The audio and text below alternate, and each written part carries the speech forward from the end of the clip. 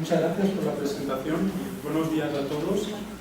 Como han hecho otros compañeros, quería empezar la conferencia reconociendo y agradeciendo el trabajo de todas las personas que han participado y que han hecho posible la organización de este simposio, e incluso antes quería reconocer y agradecer el hecho de que se hayan interesado en el funcionamiento de los sistemas educativos africanos, porque no es un tema muy recurrente ni que se encuentre en muchos simposios. Y por supuesto también quería agradecer a la organización el hecho de que haya pensado que puedo aportar algo interesante a este simposio. Y por supuesto a todos ustedes por haber venido. El título de la conferencia es Familias y sistemas educativos en África. Me parece que es un título demasiado general, muy poco explícito e incluso muy poco atractivo. Por esto me parece que es conveniente dedicar unos minutos a presentar el tema, es decir, cuál será el objetivo preciso de la conferencia y a avanzar algunas de las ideas que se irán diciendo. Bien, lo que me gustaría hacer es una descripción o una interpretación sociológica, pues esta es mi especialidad, de lo que podemos llamar las prácticas escolares o educativas, o algunas de las prácticas escolares o educativas de las familias africanas. Por eso entiendo por prácticas, luego es un concepto que intentaré desarrollar, pero por prácticas escolares básicamente lo que quiero decir es qué hacen o de qué manera o cómo se las arreglan las familias africanas para escolarizar a sus hijos. Es decir, para las familias que primero tienen la idea y el objetivo de enviar a sus hijos a la escuela, en el contexto en el que se encuentran,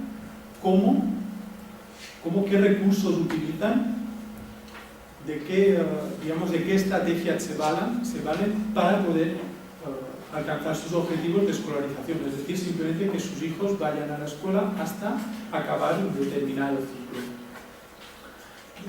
Y además esto carece de interés si no se pueden conocer cuáles son los factores, tanto ideológicos, a nivel de valores y de objetivos, como de recursos materiales, es decir, todo este conjunto de factores que pueden hacer posibles estas estrategias.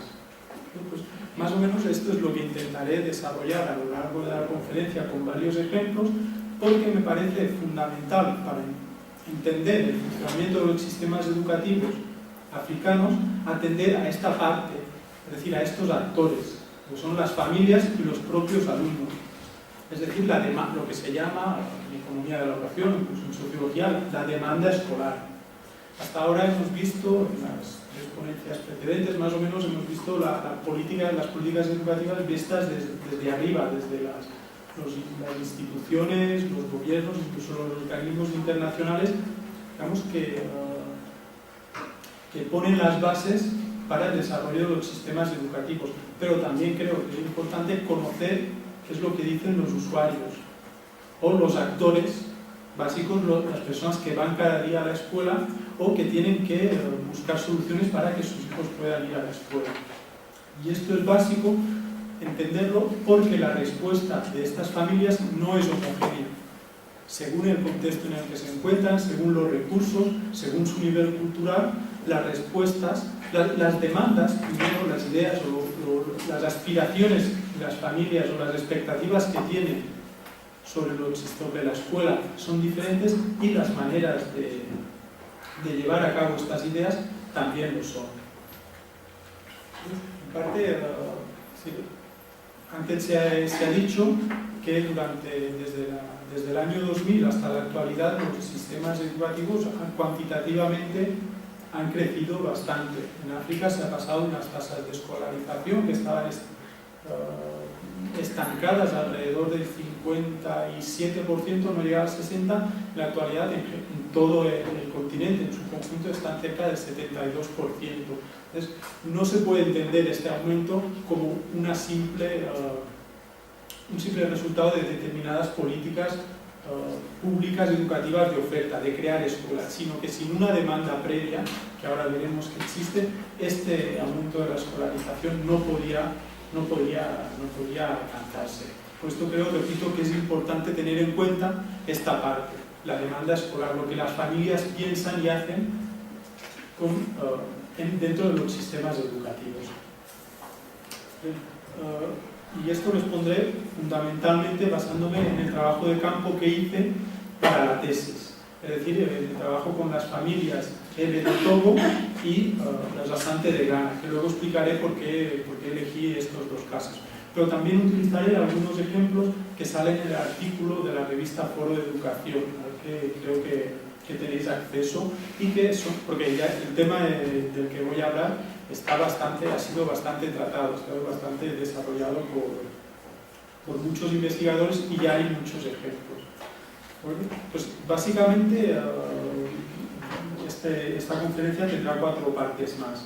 En primer lugar, voy a dar o resumir algunas nociones básicas en sociología de la educación que permiten explicar la relación o que intentan explicar la relación entre las familias y los sistemas educativos en general, no solamente en África. Luego, brevemente voy a exponer algunos factores contextuales, es decir, cómo es la educación en Ghana y en Togo para que se pueda entender mejor las reacciones y las actuaciones, las prácticas de las familias. Y finalmente daré algunos ejemplos, o escribimos algunos ejemplos, fundamentalmente, como decía, basándome en la tesis y en el trabajo en Ghana y Togo. Por lo que hace a las nociones básicas de sociología de la educación que tratan de explicar esta relación, no me extenderé mucho porque creo que la mayoría de ustedes son alumnos de educación social o de magisterio y han hecho una o dos o incluso más asignaturas de sociología, incluso puede que es sociología de la educación. Entonces no creo que haga falta extenderse mucho porque muchos conceptos ya los entenderán o tendrán una idea.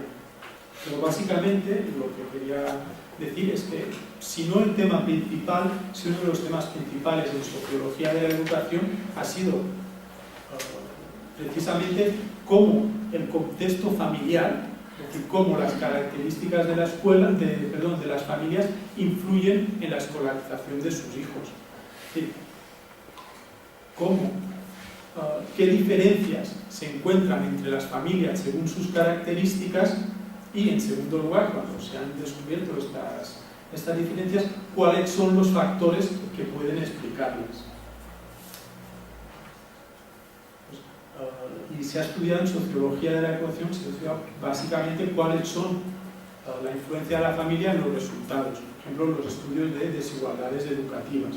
Pero poco a poco se ha ido ampliando el abanico de estudios y se conoce o se puede conocer cuál es la influencia de la familia o de las distintas familias en distintos aspectos o procesos educativos. Por ejemplo, las aspiraciones o las relaciones con los maestros o la ayuda de los padres a los hijos en casa, la ayuda con los deberes o las actividades extraescolares. Todos estos temas se han estudiado y se han visto que había relaciones distintas o pautas distintas según el origen, según la familia.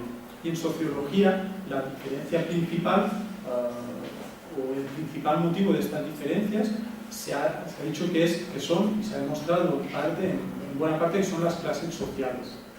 Es decir, el trabajo de los padres, sus recursos económicos o incluso su nivel cultural, aunque sean cosas distintas, quizá pueden englobarse dentro de esta idea de clase social, de distintas clases sociales. Pues bien, ya sea porque las clases sociales tienen distintas aspiraciones o tienen distintos recursos culturales y económicos, se ha demostrado que esto influía en las diferentes prácticas escolares. Poco a poco también se han ido introduciendo otros elementos, como por ejemplo, voy a fijarme simplemente en la propia experiencia educativa de los padres. Independientemente de la clase social, la experiencia educativa de los padres, es decir, si ha sido buena o mala, puede influir luego en las prácticas educativas. Incluso también el contexto en el que habitan las familias, si hay más o menos asociacionismo vecinal, por ejemplo, o algún tema o incluso la religión. Son otros factores que se han ido añadiendo a la clase social para explicar la escolarización y que luego recuperaremos para la hora de explicar lo que ocurre o lo que creo que ha ocurrido en Ghana y en Togo. Pues bien, dentro de estos estudios de sociología, una de las vertientes o una de las maneras de aproximarse a este tema de la influencia de la familia en la escuela ha sido el de estudiar lo que se ha llamado, lo que se suele llamar las estrategias educativas de las familias, que es una manera un poco más elaborada de describir lo que antes decíamos que eran las prácticas escolares o educativas. Y por estrategias se entiende simplemente el conjunto de decisiones o los cursos de acción que las familias llevan a cabo para alcanzar unos objetivos educativos previos que se han marcado y que pueden depender en parte también de las características de la familia. ¿De acuerdo? Pues son estos cursos de acción o estas decisiones para alcanzar unos objetivos dentro de un contexto concreto. Por ejemplo, dentro de un contexto educativo en el que hay más o menos escuelas. Decirlo por poner el ejemplo más simple.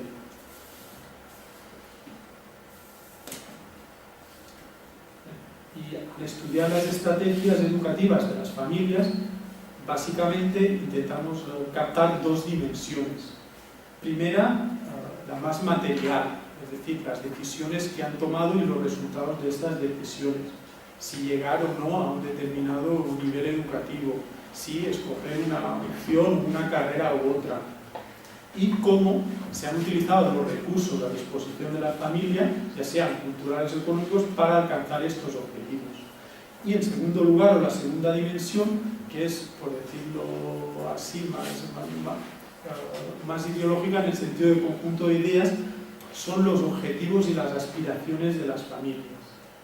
Es decir, una vez que se conocen estas distintas aspiraciones y lo que han hecho las familias, a qué nivel educativo han llegado sus hijos, entonces se puede intentar describir distintas pautas o estrategias educativas.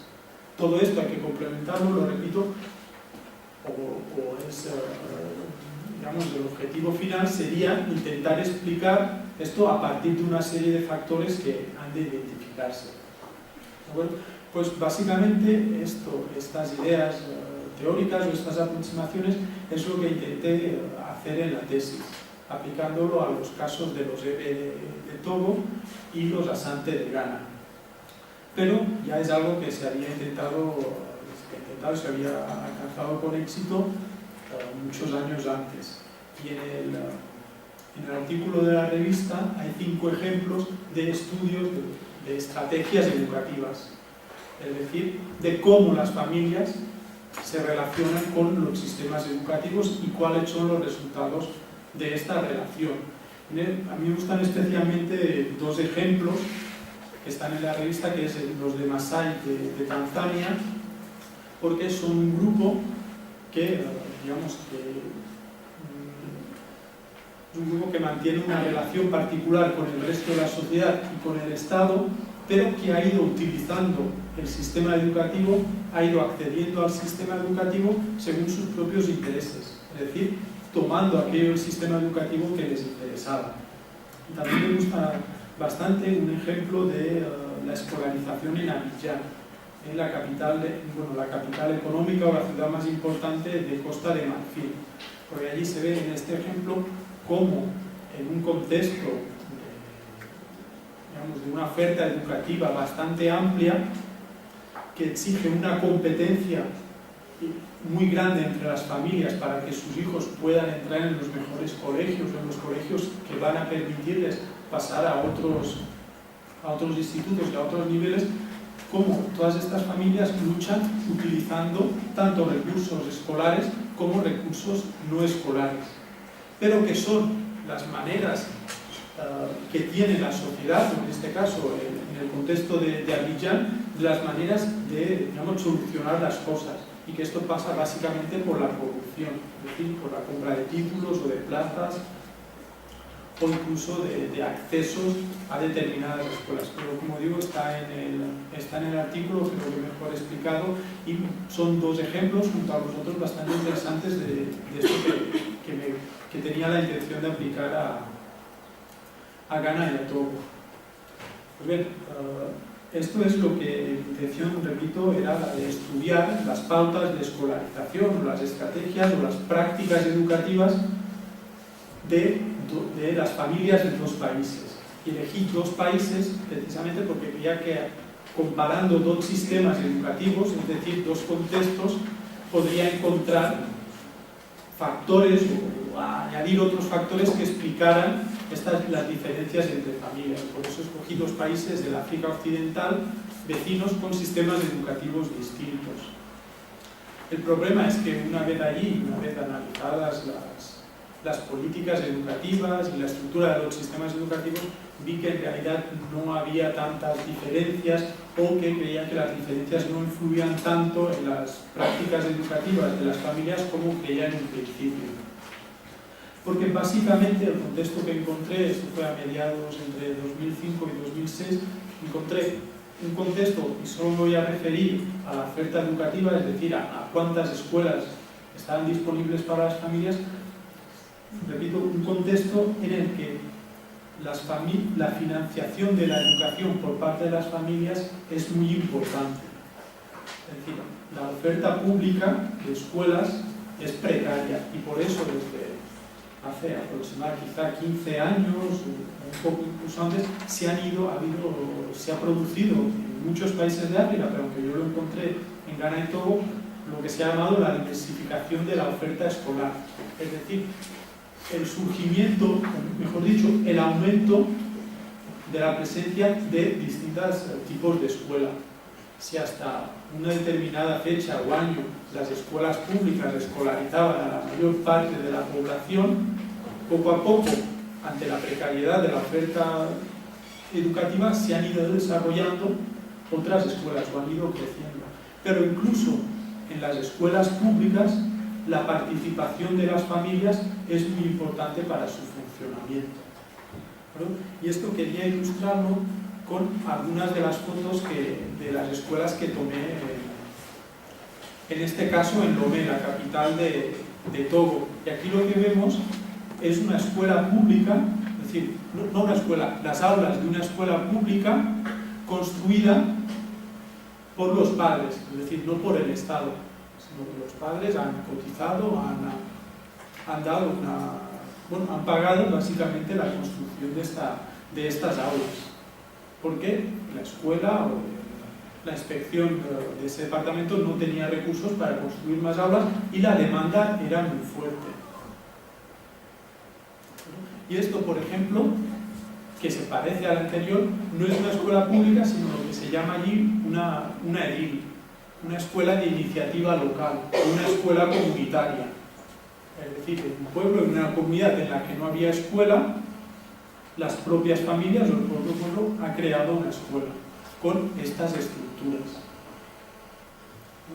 Repito que la idea, bueno, y esto es incluso, estas se tomaron en Ghana, y lo que quería era mostrar básicamente cómo es una escuela. Esta escuela es muy precaria, es decir, no todas las escuelas públicas que encontré en Ghana, algunas estaban, una parte importante estaban en mucho mejores condiciones, pero esto era, por ejemplo, y vuelvo sobre la idea de la participación de las familias, esto era una escuela rural de una comunidad muy pobre, que no tenía capacidad para renovar o reformar la escuela o incluso construir otras aulas. El día anterior a la visita a esta escuela había habido mucho viento y el techo de la escuela voló. Al estar en malas condiciones, quedó así en el suelo. Incluso en otros lugares veis que esta foto también se refiere a una escuela pública de un poblado de Ghana, del centro de Ghana, en el que también las familias pues, habían tenido que construir esta escuela. Bueno, vuelvo a la idea, o repito la idea, de que el contexto educativo uno de los aspectos del sistema educativo es este, el que es necesaria la participación de las familias para que éste funcione. Y es en este contexto donde las familias tienen que tomar sus decisiones. Les digo que primero había intentado comparar las familias o las prácticas educativas en dos contextos diferentes, es decir, en dos países. Pero a la vez me interesaba conocer cómo la organización familiar podía influir también en la toma de decisiones y en las prácticas escolares. Y por eso decidimos que se podían comparar dos etnias o dos pueblos distintos, como son los Ebe, que están en Togo y también están en el sur de Togo y también en una parte del sur de Ghana, y los Asante o Ashanti, como también se conoce, que están en el centro de Ghana. La diferencia entre ellos es que los Ashanti son matrilineales, es decir, menos una parte de la organización familiar se basa en la descendencia a partir de la madre, mientras que los Ebe son patrilineales, es decir, la descendencia, las familias o las relaciones entre las familias se basan desde la descendencia del padre. Y esto creía en su momento que podía tener, esto supone una distribución de responsabilidades entre los miembros de la familia distintas. Y yo creía que esto podría influir en la educación de sus hijos, en las decisiones educativas, aunque vi que al final no era tan importante como creía. También he traído algunas fotos para ejemplificar esta diferencia entre las familias. Pues esta foto, no sé si os fijáis que casi todos son mujeres, y esta otra, incluso, estas dos fotos pues, lo que muestran son un hogar matrilineal Ashanti. Es decir, quienes conviven juntos son los descendientes de la madre, es decir, o de las madres. Es decir, dentro de una casa se unen las hermanas y sus hermanos y sus descendientes, pero no sus maridos. Es decir, sus maridos pueden vivir en otras casas. Bueno, no toda la forma de convivir, hay una diversidad de hogares muy grande, pero esta es la diferencia. Es decir, en un pueblo patrilineal no encontramos casas formadas solo por ejemplo, por los hermanos y las hermanas, sino más bien a partir del matrimonio. Y bien, pese a todo, lo que yo encontré es que no había la distribución de responsabilidades educativas entre los padres o los parientes, no existía una diferencia tan grande como yo creía que podía existir entre sistemas o entre pueblos matrilineales y pueblos patrilineales. Bien, pero bueno, esto era parte del contexto. Bueno, y esta era también una casa, para ver cómo era una casa urbana, que en parte tenía la misma estructura que las casas rurales o tradicionales. Y una vez pues delimitados estos dos contextos, yo lo que intenté hacer es, a través de entrevistas a familias, que fueron en total cerca de 50, intentar describir y entender las pautas de escolarización. Y por eso, dentro de estas 50 entrevistas, lo que intenté fue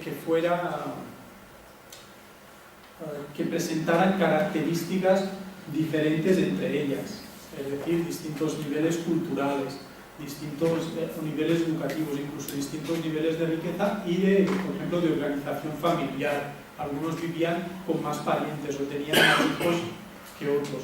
Yo intentaba captar todos estos factores de lo que hemos hablado antes, que en parte podrían definirse o resumirse como clase social, o también composición del hogar y otra serie de factores sociodemográficos y culturales que pudieran explicar estas diferencias.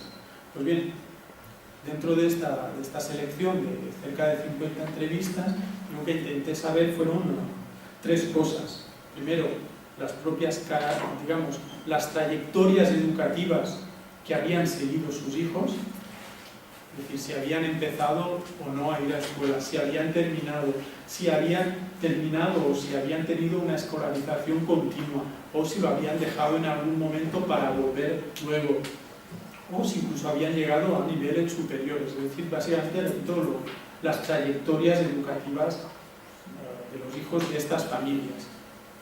Y también cuáles eran, o en segundo lugar, cuáles eran o cómo explicaban las propias familias cómo justificaban o argumentaban estas decisiones que habían tomado.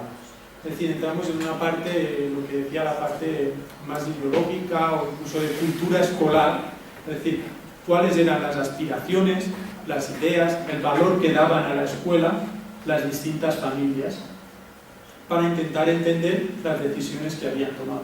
Pues bien, había estas dos partes, las trayectorias y, por decirlo así, las ideas o los valores o las aspiraciones que tenían las familias. Y junto a esto, hemos dicho, las características de las familias, tanto las características sociodemográficas como también la concepción que tenían ellos mismos de cómo ha de funcionar una familia.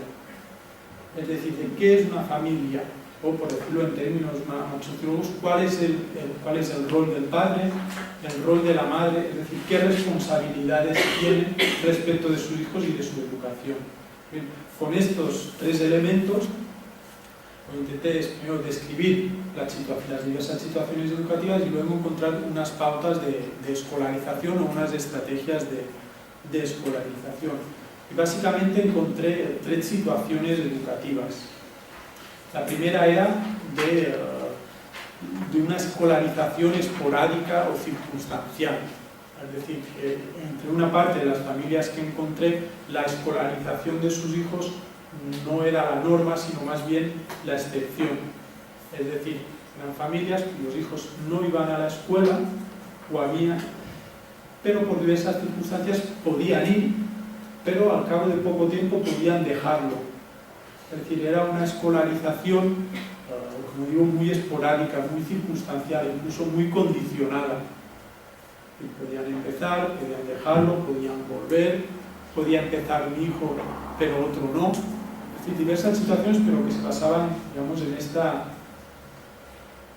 en que la no escolarización era más bien la norma y había una escolarización esporádica o condicional que podía llegar de vez en cuando. En cambio, una segunda situación era la de, una escolarización difícil. Es decir, que en parte tiene elementos comunes con esta situación anterior que acabo de describir, pero en ellos la norma era la escolarización. Es decir, los hijos de esa familia iban a la escuela, pero cada cierto tiempo, con diferente frecuencia, encontraban problemas, tenían muchas dificultades para continuar o para pasar de un ciclo a otro, incluso para pagar las matrículas, tenían que cambiar de escuela. Por ejemplo, había familias que enviaban a sus hijos a escuelas privadas, pero cuando un nuevo hijo tenía que incorporarse a la escuela, pues cambiaban de escuela, o por problemas, por perder un trabajo, o incluso por una desgracia personal o familiar, pues se veían en la situación de tener que cambiar, de tener que variar su estrategia de escolarización, pero seguía siendo una escolarización con dificultades. Y finalmente había una tercera situación, que era la de escolarización sin grandes problemas. Pues bien, dadas estas situaciones y luego analizando los diferentes argumentos que habían dado para explicar sus situaciones y las ideas que tenían sobre la escuela, sobre lo que ofrecía la escuela en el contexto en el que se encontraba y también sobre sus valores culturales, pudimos identificar lo que llamamos tres pautas de escolarización, que sería más o menos lo que llamamos las estrategias de escolarización, es decir, los criterios, por decirlo así, que guían las decisiones escolares de las familias en los contextos de gana y togo. No necesariamente coinciden las tres situaciones que acabamos de describir con las tres pautas de escolarización que ahora voy a mencionar. Veréis que parece que puede haber una relación muy clara, pero no necesariamente hay una coincidencia.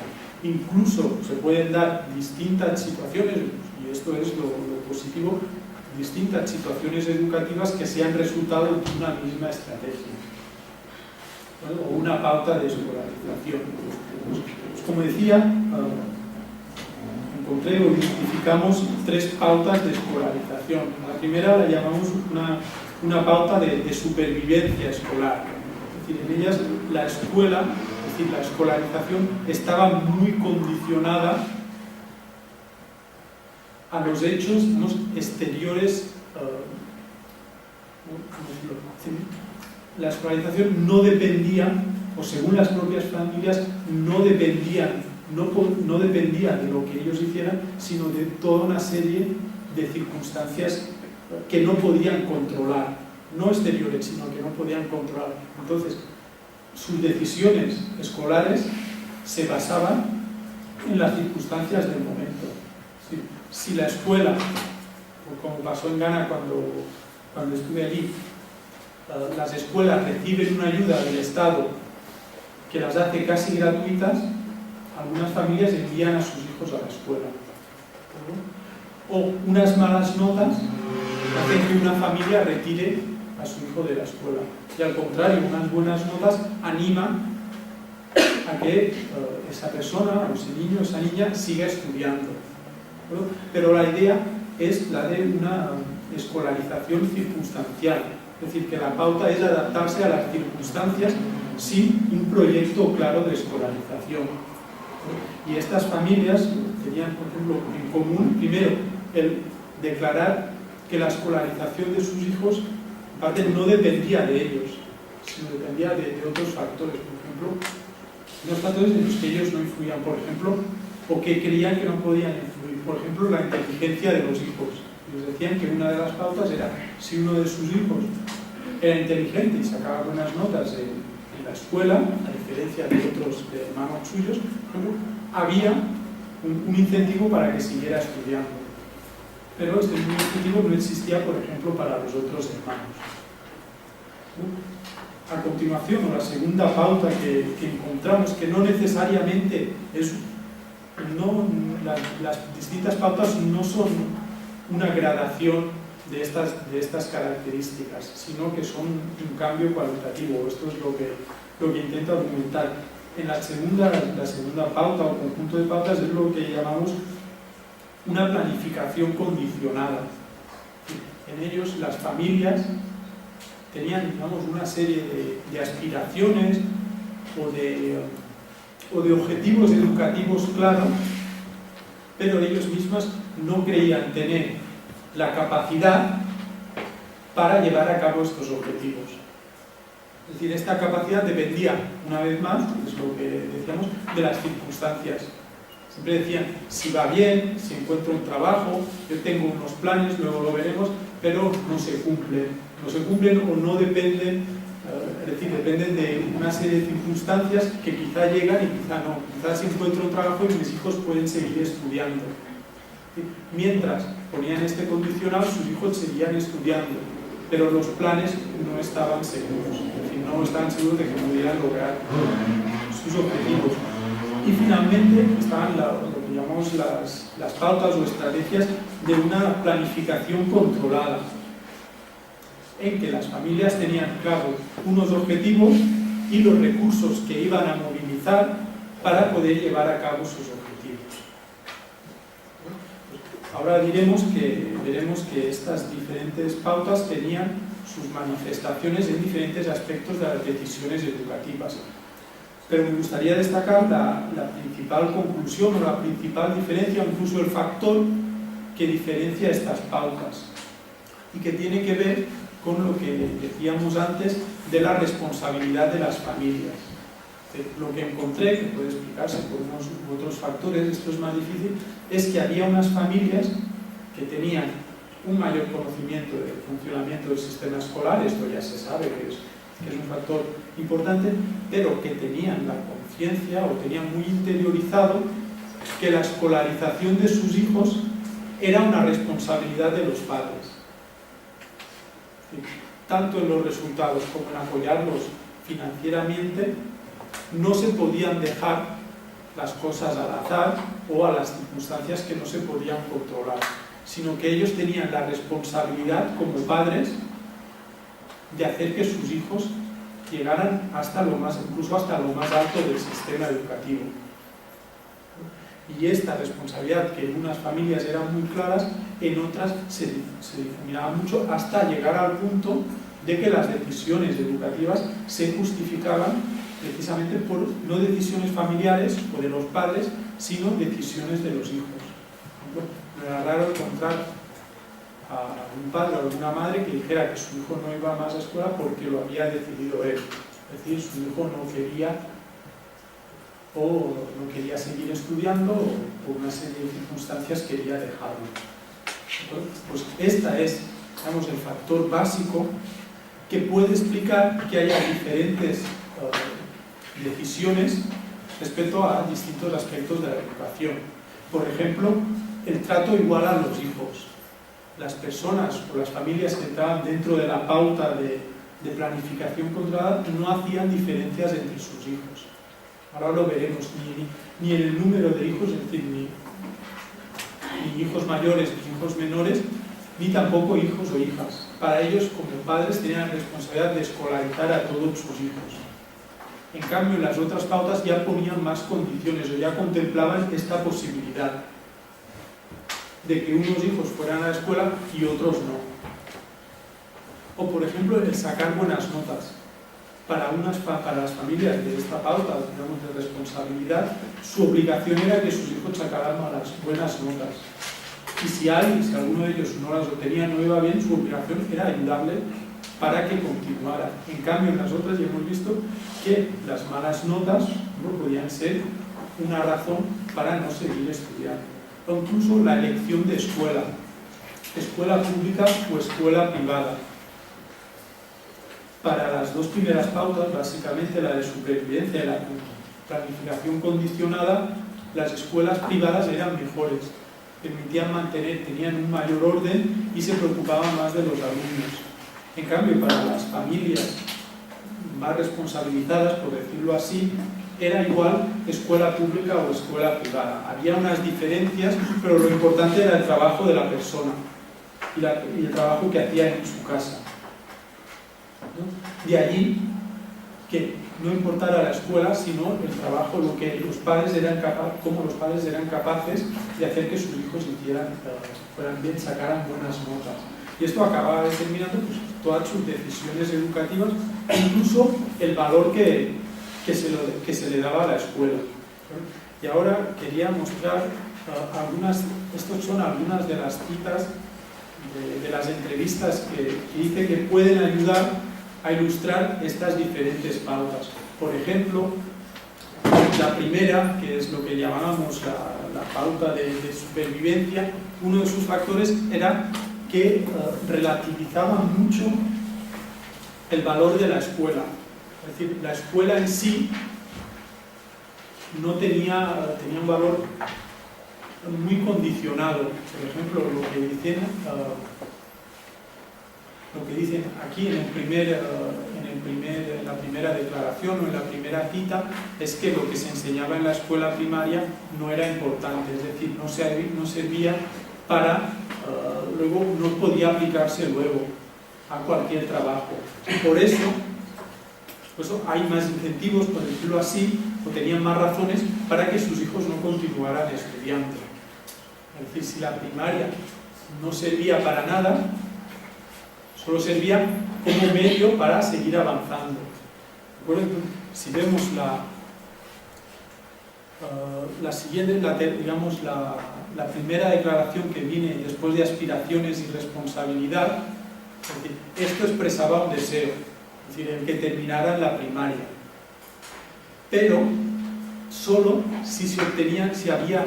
había razones fundamentadas para que alguien continuara si obtenían muy buenas notas, porque esto es lo que iba a permitir pasar a los siguientes niveles que sí tenían un elemento más, más instrumental o más aplicable y que permitía encontrar un trabajo. Pues bien, esta era una declaración propia de lo que hemos llamado las pautas de supervivencia, en que había factores que los padres no pueden controlar.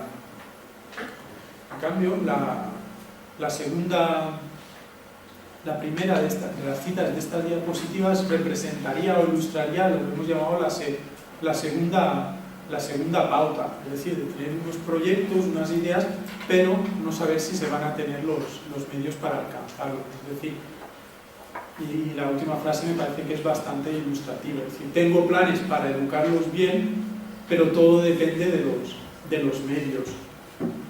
En cambio, las dos siguientes mostraban claramente lo que era la pauta de responsabilidad, de lo que hemos decidido de planificación controlada. Sobre todo la tercera de estas citas, que incluye además la idea del sacrificio, es decir, que un padre tiene que sacrificarse por su hijo. Es decir, no importaría lo que tuviera que hacer, lucharía para que mis hijos fueran a la escuela. Y jamás se me ocurriría que mis hijos tuvieran que dejar la escuela. Es decir, unos objetivos muy claros y la convicción de que se hará todo lo necesario para que estos objetivos se puedan llevar, incluso la conciencia de que se tiene capacidad para hacerlo. Incluso si vemos la segunda de estas, bueno, la primera también sirve, pero para resumir la segunda, estas declaraciones vuelve a decir lo mismo. Tengo unas preferencias, quiero que mi hija vaya a la universidad.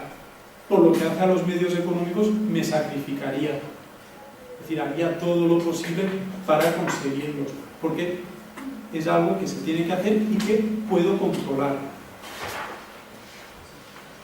Pues incluso las dos siguientes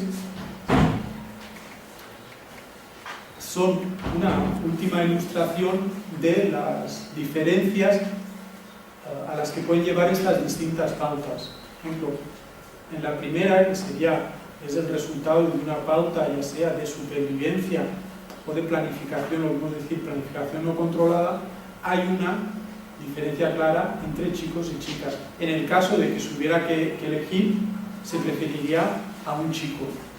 En cambio, en la segunda, lo dice bien claro, la educación de las chicas y de los chicos es igualmente importante. Y la educación de los mayores es tan importante como los jóvenes. Es decir, esto era una idea básica, es decir, la igualdad entre todos los hijos. Claro, hemos dicho desde el principio que una vez identificadas estas trayectorias escolares y estas pautas, es interesante también saber cuáles son los factores o las configuraciones familiares digamos, que coinciden con estas pautas. Es decir, no quiero decir que las causen, es decir, que haya unas determinadas características de las familias que den lugar automáticamente a estas pautas, sino que las pautas pueden ser más, las familias pueden adaptarse y pueden adoptar estas pautas, pero sí había una serie de relaciones, una serie digamos, de coincidencias o de regularidades. Por ejemplo, la primera pauta la seguían mucho pues, los hogares más pobres y las mujeres que por distintas razones se habían quedado sin trabajo, o viudas, o su marido los había abandonado y no tenían apoyo familiar. Normalmente eran personas con muy poca educación y muy pocos recursos. En cambio, la pauta de, digamos, lo que hemos llamado la planificación muy controlada de la responsabilidad era propio de las familias con mayores niveles educativos, es decir, con padres con estudios universitarios o secundarios superiores. Pero pese a esto, no me atrevería a decir que existe una relación clara entre estas, o habría que estudiar mucho más para determinar qué tipo de relaciones existen entre estas configuraciones familiares o las características de las familias y las distintas pautas. Pero pese a todo, bueno, es un intento de explicar la escolarización en África. Difícilmente no es un estudio de políticas educativas ni tan intenso como para poder extraer algunas conclusiones políticas, pero sí que creo que es interesante o es necesario conocer o profundizar incluso sobre la demanda educativa. Es decir, saber que los sistemas educativos, países africanos como de cualquier otro, dependen también de lo que quieran y de lo que puedan hacer las familias. Y esto es positivo porque hemos visto, pude comprobar que la demanda es muy fuerte, es decir, muchas familias quieren que sus hijos vayan a escuela, y algunas de estas tienen la capacidad para hacerlo, pero hay otras, las más desfavorecidas, que no pueden hacerlo y posiblemente ya seguían las políticas educativas hacia estas personas, pero quizá habría que volver a pensar o reflexionar de qué manera se puede llegar a estas personas que adaptan una pauta de supervivencia, que creo que a largo plazo serán las poblaciones más difíciles de escolarizar y que tendrán por tanto más dificultades en sus vidas. Y eso es todo lo que me parecía que podía interesarles, así que muchas gracias por su atención.